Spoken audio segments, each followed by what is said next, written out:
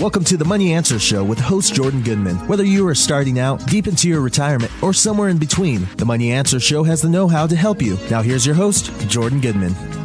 Welcome to the Money Answer Show. This is Jordan Goodman, your host. My guest this hour is Brad Baldridge.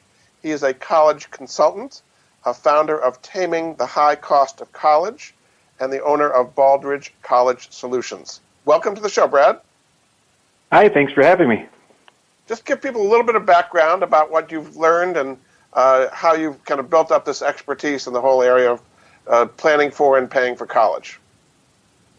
All right, so I'm a financial advisor as well, and I started financial advising about 3 years ago now. And I had a lot of clients that would ask me questions about, general financial stuff. Occasionally we get, questions around college. And when we had a young client, someone with a, 2-year-old, 4-year-old, the answers are pretty easy about saving and investing, and that type of training, if you earn your CFP or any number of designations and you are trained on, how investments work and time value of money and that type of thing. But for my clients who had 17 or 18-year-olds who were, right there and saying, we got to figure out how to pay for college right now, it's not saving and investing as much as it is other things, and I wasn't able to help very much. So as I started learning more, I realized that there's a whole lot that families can do around college, especially in the late stages, whether they've saved and invested or whether they've not saved and invested. There's still a lot that they need to do in order to make college affordable. So over the last 10 years, I've been kind of working with families one-on-one and helping them with college. And, of course, I launched my website as well, Taming the High Cost of College, where I provide, resources and articles and that type of thing. I've been involved for about 10 years, and there's all, like I said, there's all kinds of things that I'm sure we'll be talking about that families can do. So let's take a broad view of college these days. The numbers are higher than they've ever been, but the amount of debt is the highest it's ever been. It seems to be growing at a very fast rate. Are people entering college better prepared or worse prepared financially than in the past? Well, I guess the game has changed, and maybe that's the problem more than, past. In the past, when I went to college, I was able to earn in the summertime, enough to cover tuition and part of my room and board, and then just with a basic loan, I was able to, make college happen. That's nearly impossible for a typical high school kid these days, where you're just not going to be able to earn enough. The prices have gone up so quickly, both public schools and private schools, that it's just, like I said, it's just nearly impossible. So they've kind of pushed it on the parents now more than they have in the past. And so I guess the challenges are a lot higher. I think people are more able to meet the challenges, but again, it's kind of just a different game. And it's over the 90s, late 80s, 90s, the prices rose very quickly. And even, I guess, they're starting to slow down now, though, as they're raising prices now. A lot of schools are not able to get the higher prices, so they turn around and give it back in the form of scholarships and grants and other discounts. So you see a change less. You see a change in the atmosphere then, that they just can't keep raising prices at the level they were before because there's resistance now. And are people making the decision, maybe it's not worth it to pay these huge amounts for these elite private schools? Is that kind of coming into effect, or is it more hitting in the middle level colleges? You hear the high-end colleges still have very, very low acceptance rates, 4, 5, 6%. So they seem to have plenty of applicants. Is this crunch coming more in the middle level colleges? Right. Yeah, for sure. It's once you get to the high level, the highly elite colleges, the top, 25, 30 colleges, their price tags are very high. But if you, have a need, if your income isn't, real high, there's a good chance you're going to get substantial scholarships. So you're not going to pay that really high price tag. And of course, the elite colleges have huge endowments in the billions of dollars, and they can afford to help students that need financial assistance. The challenge is when we get to the typical college, again, those 30 out of the 4,000 or so that offer 4-year degrees, those 30, 50 colleges at the very top are not very typical. The typical college needs to have a certain amount of revenue coming in order to balance the books and pay the staff and actually run as a business. Therefore, they need to get some revenue from students or parents somehow. Yeah. Well, let's get into some of the specifics, starting at the beginning, about what people can do to prepare for this enormous college expense out there. The first thing is saving and investing. So let's go through some of the main ways and the pros and cons of them and how people can use the things that are out there. The first one on saving and investing would be 529 plans. So there's two types. Mm-hmm. There's savings plans and then there's prepaid tuition plans. So let's talk about the savings plans. There's so many of them out there. How do you pick whether you should get the one from your own state or another state, and how you should invest the money within that 529 plan? Right. Well, and again, that's generally speaking, your in-state plan may offer some additional benefits that your out-of-state plans that do not. So you need to explore and understand what your in-state plan, what the benefits are. There may be tax deductions. There may be, additional funds deposited, like a matching type of program. And then on top of that, it may give you additional benefits around state aid. But generally, you can use any 529 plan in any state for any college. So if your state's plan doesn't offer enough benefits to make it, the best choice, you're certainly welcome to choose a different state's plan, and it will work very similarly as far as the federal tax benefits. And again, a lot of states don't have taxes, and therefore they don't have tax benefits. And then some states also just choose not to offer benefits, and therefore those states they could choose from anywhere, and make things work out well. Favorites? Do you have some favorite 529 plan states that you think offer the best deal as far as fees and investment options, if you were to choose any in the country? Yeah, well, there's lots of low-cost plans now, and I think you need to get the up-to-date information. But there's a lot of plans that are offered, through various companies, and I don't think I really want to get into recommending investment advice at this point. So I think I'm going to pass on that question. But again, there's lots of great resources out there. Savingforcollege.com has all the different 529s and all kinds of data on what they cost and how they work. Yeah. If you've built up a good amount in a 529 plan, by the time you get to college, is that typically a disadvantage as far as qualifying for financial aid? Typically, no. Can it be a disadvantage? Yes, but most of the time it's not. Occasionally it'll come back. But again, one of the challenges is by having a 529 or and 529 is just one example, but you could also have just a savings account or some sort of investment, or you could have a high income, and there's all kinds of reasons why you may not qualify for need-based aid is what we're talking about. And so a 529 and those types of things may limit the amount of need-based aid, but you already may be disqualified from need-based aid because you have high income, as an example, or you're choosing a relatively low-state school. Or the college that you're considering doesn't really offer much need-based aid. So even though you qualify for it, the college doesn't have much to give you.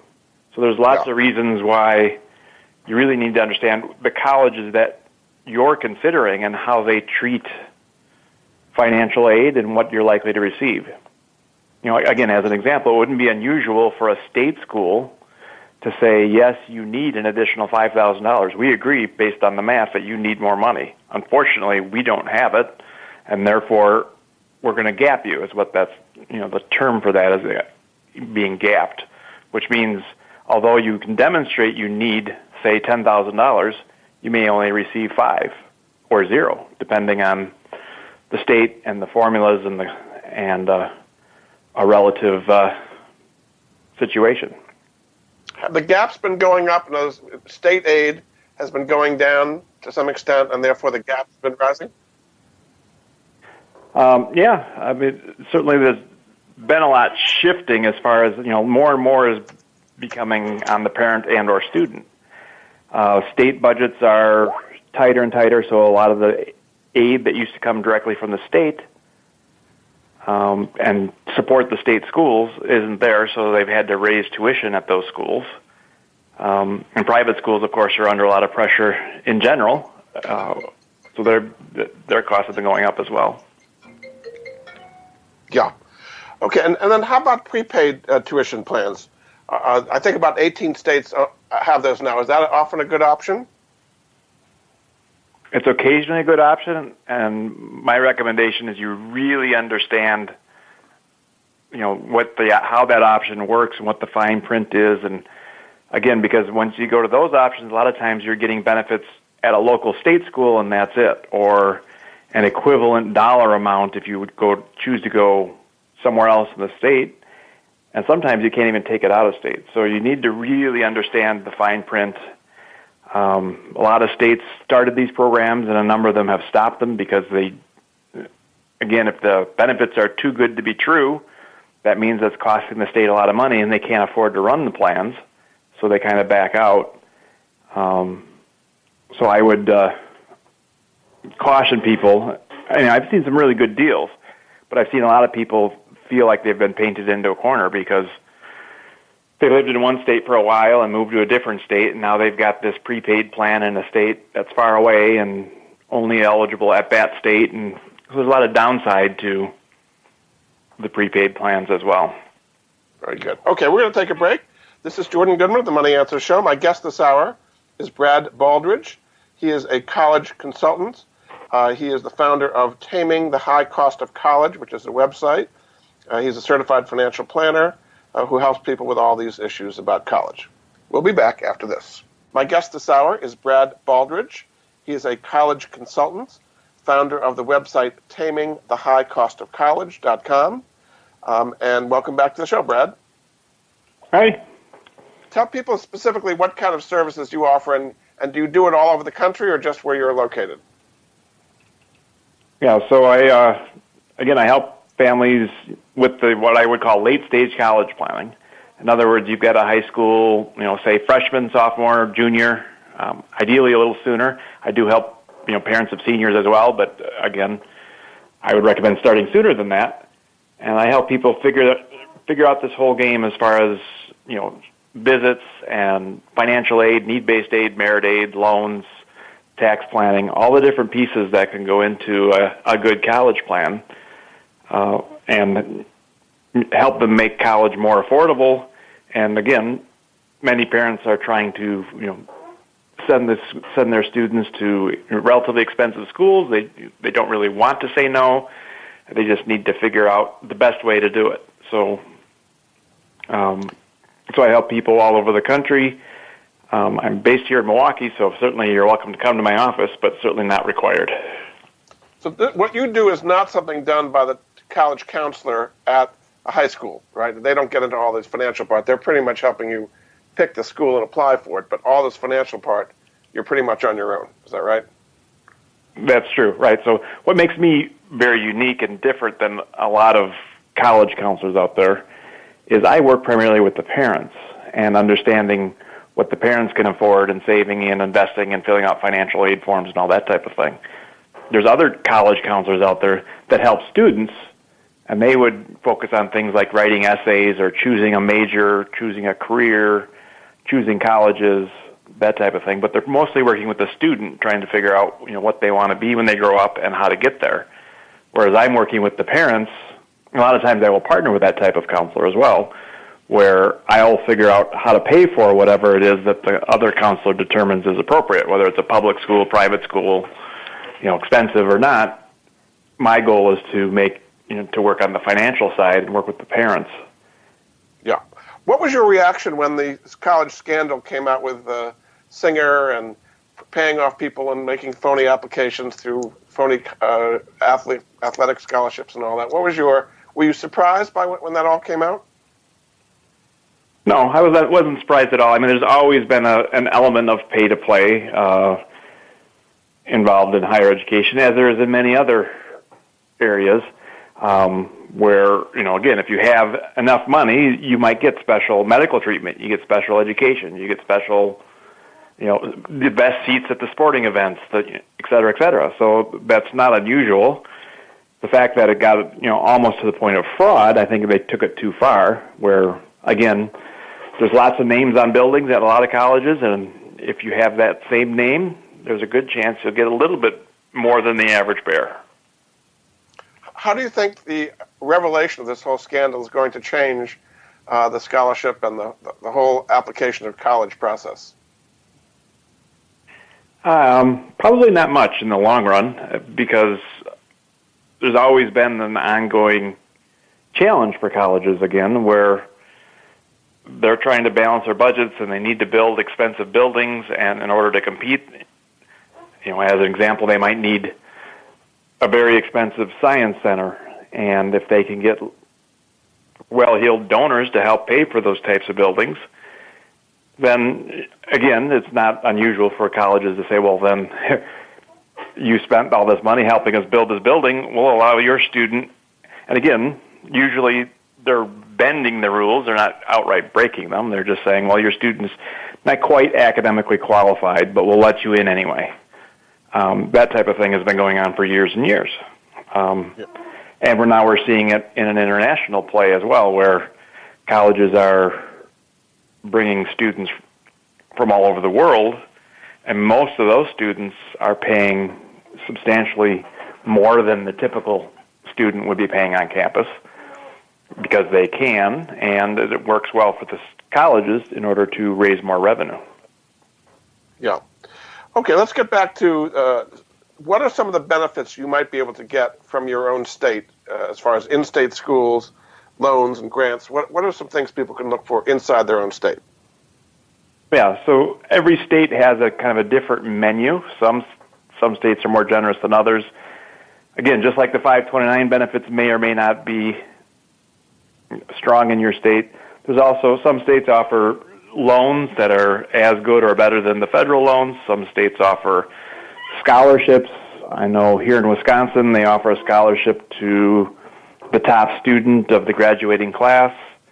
In smaller schools, and as the schools get larger, they offer that same scholarship to 2 or 3 or 4 students at the largest schools. So that's something you just need to be aware of. Now, that particular scholarship has rules. You can't go. It's only usable if you stay in state. So if you choose an out-of-state school, it's not available. Again, loans are available at many places. There may be grants and scholarships available for low income and also for high income. So there's lots of, and then reciprocity. Many states make agreements with other states that say, essentially, you have a school that offers this, and we have a school that offers that, so let's share resources, and we'll take students from across the border at an in-state rate. Are there now that's expanding, where more and more schools, as a way to attract students, are trying to attract the out-of-state student. Yeah. There's so many different programs and so many different loans and so many different scholarships. Is there a central database in each state where people can see what's available? Not that I'm aware of. Now, every state has a education department of some sort who's in charge of running the state schools and providing the scholarships and all the benefits. So there's an education agency, typically in every state, but they aren't necessarily the resources for all the other state benefits like 529s and reciprocity, and some of that doesn't fall under their purview, and therefore they don't have that information. So I'm not aware of anything that has everything. It's going to be a little bit of a, and again, if it locally in your state, most of the high school counselors would be a good resource, or the local colleges also with their financial aid offices and advisors would know quite a bit about their home state. The challenge is it's really hard to know everything about every state, so you may need to talk to a couple people to get all the information. So let's talk about scholarships. So how do you know when it's worth it to spend the effort applying for scholarships and when it's not worth it? Yeah, so I think that's a challenge. I've helped about 250 families over the last 10 years, and maybe 5 or 6 of those 250 did really, really well with scholarships. So as an example, of those 5 or 6, 1 or 2 of them, won a full ride at a particular college, let's say. I had one family where they applied to 40 scholarships and they won 7, and for a total value of $39,000. I've had many, many, many families where they win 1 or 2 scholarships for $5,000 a year or a $10,000 one time, that type of thing.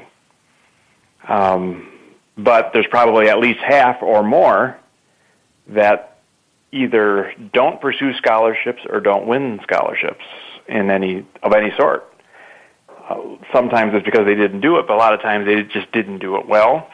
And I think families really need to understand, sometimes scholarships is a great pursuit. Sometimes scholarships is kind of a waste of time. It has a lot to do with the student and, how qualified they are. And you want to look at the college itself and what type of scholarships they are offering and how motivated is the student. I've had a lot of families say things like, well, it's, my student's job. Little Johnny's going to get all these scholarships, except most students have no idea how to pursue scholarships. They've never raised funds. They've never pursued anything like this before. Often they get overwhelmed, and of course they're busy as well. If typically you're in your junior and senior year of high school when you've got a lot of AP courses and prom and everything else going on. So again, it's not like most families intend to ignore scholarships, but by the time they really get to work on it, they realize that they're too late or they haven't done enough, and then they kind of move on. You have a guide that you can offer people about scholarships? Tell people about that at your website. So, right, it's at tamingthehighcostofcollege.com/scholarships. I have the scholarship guide for busy parents, and it's 4 videos, each one about 10 minutes long, that kind of explains the different types of scholarships and which types might be a good fit for you. And then ultimately, it gives you enough information so that as a parent, you can decide if scholarships should be a big piece of your work or a small piece of what you're doing, or if you should just write it off and say, you know what, we're better off, having the student work and earn, $10 an hour for sure, instead of maybe trying for scholarships and not really being very successful. So that, again, is available on my website. You just sign up. There's no cost, and you can learn a lot more about how scholarships work, and so that you can plug them in accordingly. Very good. That could be very helpful to a lot of people. We're going to take a break. My guest this hour is Brad Baldridge. He is a college consultant. His website that you can find out more, including what we just referred to about scholarships, is called tamingthehighcostofcollege.com. We'll be back after this. Baldridge, he is a college consultant. His website is tamingthehighcostofcollege.com. Welcome back to the show, Brad. Hi. So we've talked about scholarships. The next thing is need-based aid. So how can you know whether you can qualify for need-based aid, and what's the process you take people through for that? Right. So need-based aid is one form of aid that's based on the family's finances, typically. So it's based on income and assets of mom and dad and the student are the kind of the big deciding factors. And so for some families, if your income and assets are high enough, you're just not going to qualify for aid, or you'll qualify for relatively small amounts of aid. So the challenge is understanding how the process works. So as an example, I have a calculator on my website where you can plug in your income and your various investments and assets, and based on that, you can get a quick estimate of your expected family contribution, which is a technical term, which stands for about what your family is expected to pay. And from there, you can kind of figure out if you're going to qualify for need-based aid. But I think a lot of people don't really understand how it works, and they assume that they're not going to get aid because their neighbor or someone that works with them didn't get aid, and they assume that they're going to be the same. And I've had many people just the opposite, assume that they will get it, and they don't. So the challenge is to base your need-based aid assumptions on the facts instead of anecdotal evidence of how somebody else did it, because there's a lot of factors. Again, your income and your assets have an impact, as well as the price of the school you're considering, the number of students you have in school at the time. So all these factors, I've seen families earning $300,000 and $400,000 qualify for aid, and I've seen families earning $75,000 not qualify for aid. So it's a very big moving target, and you really need to spend the time to understand how it works and make sure you do the best you can there, because for people that do get the aid, it can be substantial. Most people are probably surprised when they do that expected family contribution calculator. Are they usually surprised that that they're going to contribute more than they think or less? What usually comes out when they do that EFC calculation? I would say most of the time families are a little shocked in that they're expected to pay more than they feel like they can afford. And that's kind of across the board, and it's kind of on purpose. So, an EFC of, like a hypothetical example, say if your income is around $75,000 and you have typical investments, your EFC might be about $10,000 or $12,000 per year.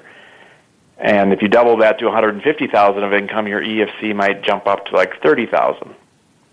Now, at every income, most people are a little bit shocked and say, I don't think we can really afford that based on our income, which is, again, they're not saying that you're going to necessarily just use your income to pay for college. They're saying this is what you're expected to pay, and you're going to hopefully have maybe some college savings. You're going to get some tax breaks. You're going to use some of your income. You might need some loans to fill the gaps. The way it works essentially is their goal is to say, a family earning $100,000 is going to get slightly less aid than a family earning $90,000, who's going to get less aid than a family earning $80,000, et cetera, all the way down the line. It's not necessarily at any income level, oh, that's easy. I very seldom have someone say, oh, that's all, that's great. I'm really happy about that. That happens very seldom. Yes, indeed. The next kind of aid is merit aid. So how can a student qualify for merit aid?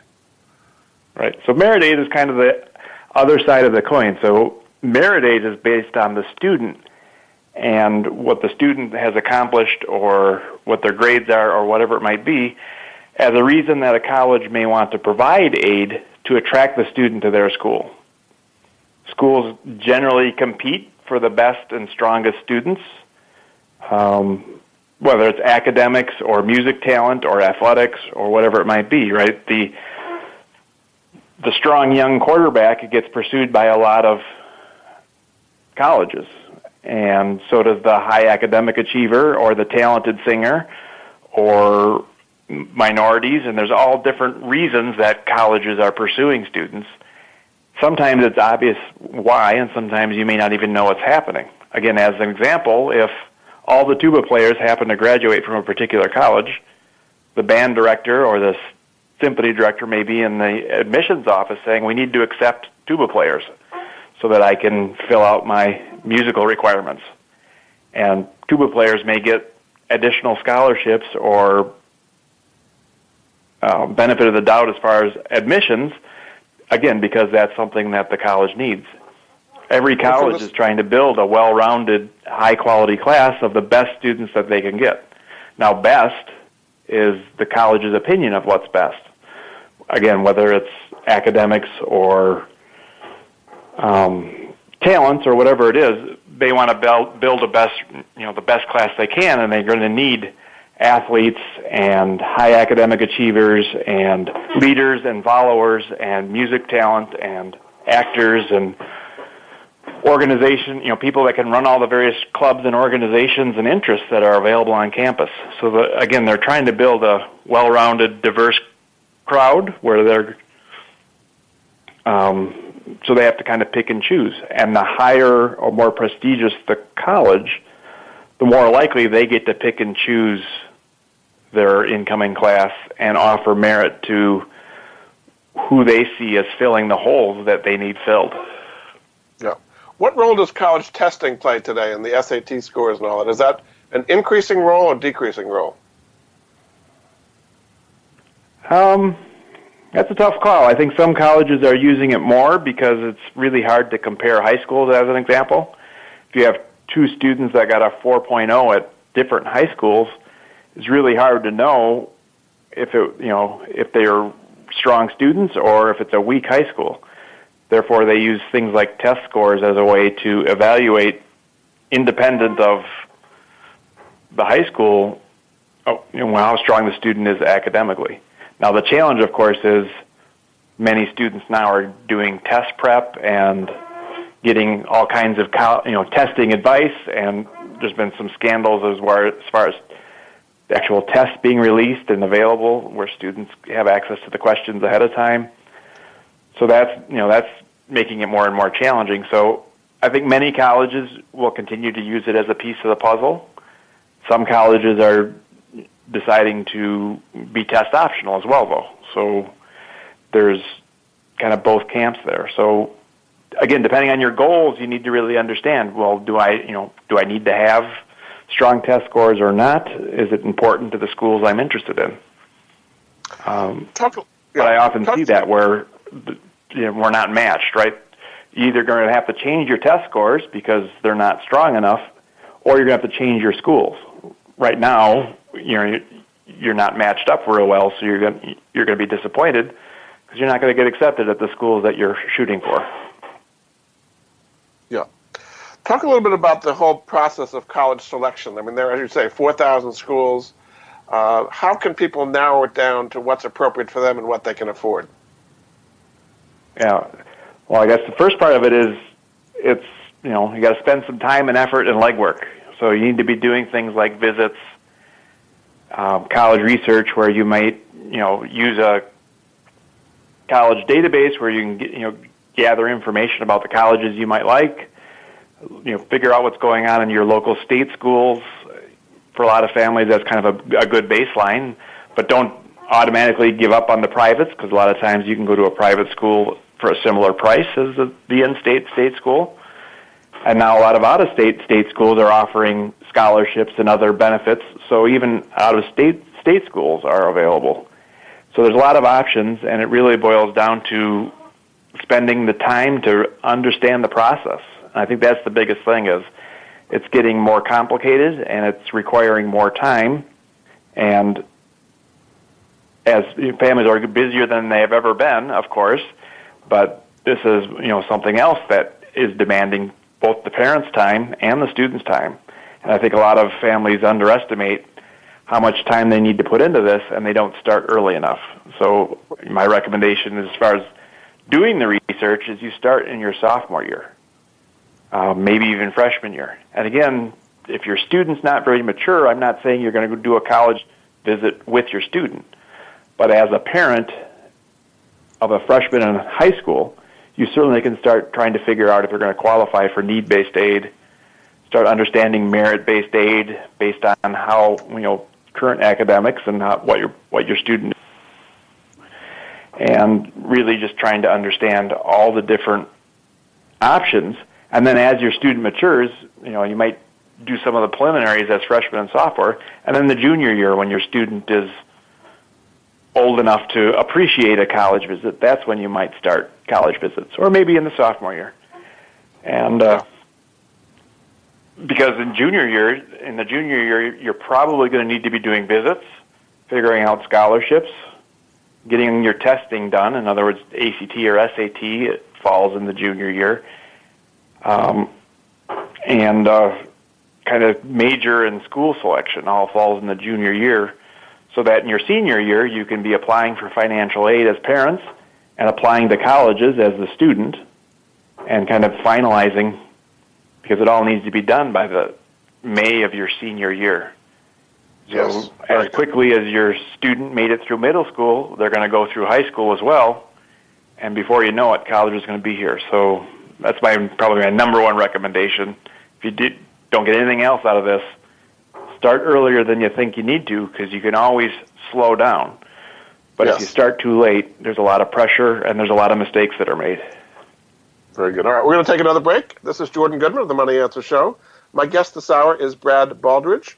He's a college consultant. His website is tamingthehighcostofcollege.com. You'll see a lot of helpful free resources there as well. We'll be back after this. Welcome back to the Money Answer Show. This is Jordan Goodman, your host. My guest this hour is Brad Baldridge. He's a college consultant. His website is tamingthehighcostofcollege.com. Welcome back to the show, Brad. Hi, thanks for having me. So let's go through the student loan hierarchy, the order in which you should be getting student loans. The first one is subsidized direct student loans. What kind of money is available, and how do you do that? Right. So there's a direct student loan that's available to just about all incoming freshmen. Unfortunately, as a freshman, you can only borrow $5,500. Now, if you show a need, then it's subsidized. And that subsidized portion of the loan, the government pays the interest while you're in school. So if you borrow $3,000 as a freshman on a subsidized loan and you graduate 5 years later, you still owe $3,000. Once you graduate, then the interest rate kicks in, and then you've got 10 years to repay it like any other loan. But while you're in school, you're not paying any interest. You can also get an unsubsidized direct loan, but then and you still don't have to make payments, but then the interest is accrued. So in an unsubsidized loan, you borrow $3,000 as a freshman and you graduate 5 years later. You may owe $4,000 because of all the interest you didn't pay over those years would be added onto the principal when you start repayment. Now that loan is at a very attractive interest rate typically. It's currently 5.05. And it's looking like they're going to announce a new interest rate in the next month or so, and it looks like it'll be around 4.6 coming up. So 95% of the time, that's the first loan that I'm recommending to families. It's not always perfect, but again, it's a loan to the student, paid back by the student. Mom and dad are not involved, and again, just about every student qualifies. And what's the maximum you can get? It's only $5,500. $5,500 in subsidized. How about the direct, the unsubsidized? What's the amount there? Oh. Well, it's $5,500 total between subsidized and unsubsidized. I see. So if you show a need, you'll get $3,500 subsidized and $2,000 unsubsidized. If you don't show a need, you get the full $5,500 unsubsidized.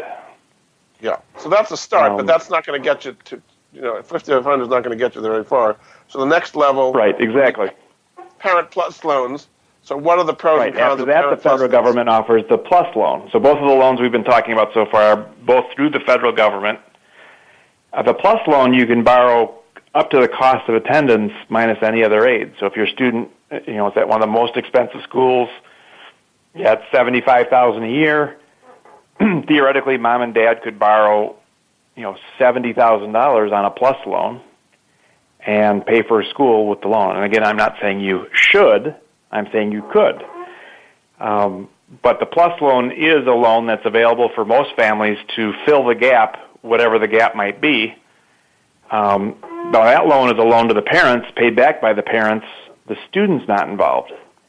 And there's no easy way to transfer that loan to the student once he graduates. So parents need to understand that they're going to be responsible for it. And if it doesn't get paid, even if you give the payment book to the student and say, here, you're responsible, if the student doesn't pay, they come looking for mom and dad, not the student. And the next level would be private student loans, not federal at all. Those they tend to be higher interest rate. What's the pros and cons of private student loans? Right. So, again, I guess to put it into context, currently the Plus loan, the parent loan, is at 7.6. So the student can borrow at 5, the parent can borrow at 7.6, as the way the numbers stand right now. And then another option is you can go to the private market, a bank or a credit union, and borrow money. Now, generally they base the credit or they base the rate based on the parent's credit rating. So if the parents are really strong, they may be able to borrow money at a lesser cost privately than going through the federal government. If the parents aren't as strong, then a lot of times it'll cost you more. So that's one consideration. The other big consideration is the private loans could have the student and the parent on them. So it could be primarily the student's responsibility, but the parent is a cosigner. So some families don't want to be borrowing all the money in their own name, and this gives you the opportunity to have the student, at least to start with, be responsible for the loan. And again, if the student defaults on this loan, they're also going to come and track down the parents. Yeah. In general, the student cannot borrow much more than that $5,500 that we talked about without parents signing or co-signing. So the horror stories that we hear of, kids graduating with $100,000 or more in debt, generally that was facilitated by the parents because they were either signing or co-signing some of the loans. Or in other instances, it might be grad school of some sort. Again, once you get to grad school, students are more independent and they can sign their own loans and get themselves in trouble as well. But the typical student can't borrow much more than $30,000 in their own name without mom and dad helping somehow. So if those aren't enough, let's go to the other kinds of loans people take for student expenses. Home equity lines of credit. What are the pros and cons of that? Right. So, in addition to that, I have a lot of parents say, well, I can borrow money at lower cost or better terms because of, again, home equity, refinancing a mortgage, or having other assets that you can borrow money against. A lot of times you can get the money at a very low cost. The challenge, of course, again, is it's mom and dad borrowing the money and not the student. So, sometimes parents have the opinion that college is not their problem. The student's going to have to borrow their own money and deal with it themselves. Other times, parents and students are kind of working in a partnership where they're saying, well, if we can borrow money, by leveraging the parents' good credit or by leveraging the parents' home equity or those types of things, if we can save money, we're going to do that. So then you need to explore, of course, all the different options, whether, again, mortgage, home, lines of credit, second mortgages, or even borrowing against other assets like investments or other things as well, where you might be able to get, because they're secured, a very strong or good rate relative to the relatively high plus loan rate from the federal government. And how about retirement plans, either 401ks or IRAs? Is that a good idea to borrow against those for college? Generally not. Now, I will make the exception for someone that kind of uses it on purpose. As an example, I might be working with families who say, we're going to max out our 401k, we're going to put extra money in there so that we have it available later to borrow it out. And that would be a relatively advanced strategy, and the reason you might do that is you might be eligible for more financial aid by essentially saving the money inside a retirement plan instead of saving the money in a 529 or some other program where it will have an impact on your aid. Now, that being said, you really need to understand how you're going to get it back out again, because there's lots of challenges as far as being 59 and a half and other rules on how to get the money out again. So that would be a pretty advanced strategy. What I don't recommend is someone saying, well, I don't know where I'm possibly going to get the money, so in an emergency, I'm just going to borrow from my 401k. That's almost never a good idea. You're probably better off with the plus loan. But in some rare instances where it's part of a bigger plan and you decide to, again, overfund your retirement, put extra money in your retirement so that you have money available for college, that can be a strategy that works pretty well. In about 2 minutes we have left, just kind of summarize the difference it would make for people to take the advice you've talked about in this last hour versus not taking it as they approach college. Yeah, I would say for many families, it's, again, potentially stretching a little bit and spending and choosing that higher price school. I get a lot of families that come to me and say, we're looking at this school versus the state school, and the school they really want costs $10,000 a year more or $20,000 a year more, and they're trying to figure out if they can make it happen and still afford retirement, as an example. And again, a lot of times the answer is yes. If you work really hard to make your retirement as efficient as possible, and you work really hard to make college as efficient as possible, perhaps you can do both. But in most cases, all we're really talking about is spending the time and effort to understand how to make it as efficient as possible while still getting the best education for your children. Very good. Well, thanks so much. It's a complicated process, but Brad can help people go through the whole thing. My guest this hour has been Brad Baldridge, a college consultant. His website is tamingthehighcostofcollege.com. Thanks so much for being on the Money Answer Show, Brad. Thank you. And we'll be back next week with another edition of the Money Answer Show. Goodbye for now. Thank you for joining Jordan Goodman and the Money Answer Show. If you have a question for Jordan, please visit his website at www.moneyanswers.com. And be sure to tune in every Monday at 12 p.m. Pacific Standard Time right here on Voice America Business. See you next week.